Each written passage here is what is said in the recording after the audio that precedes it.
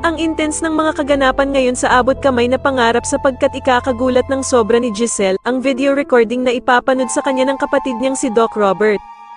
Dito nga ay maaktuhan ni Doc Robert ang pag-uusap ng mag-amang Justin at Eric at agad niya ngang ipapaalam sa kanyang ate Giselle ang masamang pinaplano ng dalawa.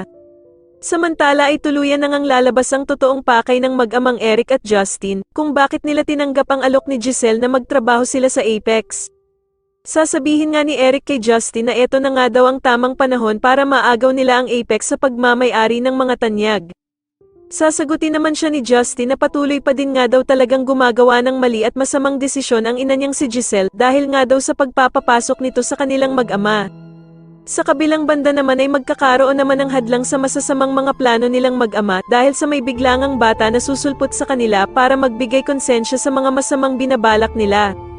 Ang batang ito nga ay si Andoy na magpapabago at magpapalambot sa puso ni Justin at dito nga ay kaya niya nga ding mapalapit si Justin sa ina nitong sa Giselle sa pamamagitan lamang ng kanyang salita.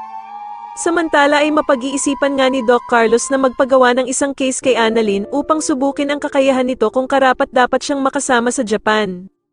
At dito nga ay biglang dadating ang isang celebrity na walang iba kundi si Madam Pokwang at siya nga daw ang special case na ipapagawa ni Doc Carlos sa kanya. Pero walang kakaba-kaba at agad niyang tatanggapin ni Annalyn ang challenge na ito para sa kanya ni Doc Carlos. Sa kabilang banda naman dahil nga sa kawalan ng tiwala ni Doc Robert kay Eric, ay uutusan nga nito ang tauhan ni Don Pepe na si Kinito upang magsagawa ng background check sa ama ni Justin. At dito nga ay agad namang kikilos si Kinito upang alamin ang totoong pagkatao ni Eric. Sa tingin nyo dito na nga kaya tuluyang matauhan si Giselle, na ginagamit lamang siya ng mag-amang Eric at Justin, mas lalo na nga talagang nagiging exciting ang mga susunod na kaganapan kaya naman ay mas lalo pa nating abangan ang mas lalong gumigandang abot kamay na pangarap. Maraming salamat po sa inyong panonood at sana po ay masubscribe nyo ako. Maraming salamat po.